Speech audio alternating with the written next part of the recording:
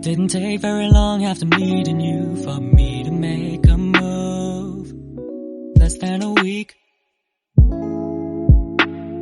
And I told myself not long before that I had to focus on school. And any involvement with a girl I would not seek. But when you showed up, all the self-promises and plans I made went straight out the window.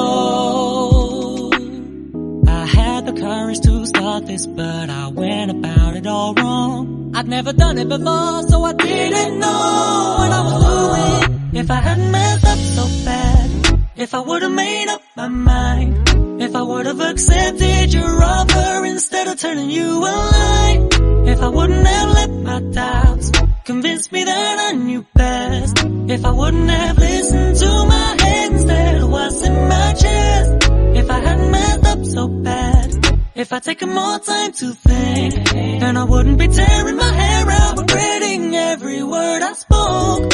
If I wouldn't have pressured you in the first place, maybe this would be fine. But I messed up so bad and I'm mad, cause now we'll never know. All because I messed up.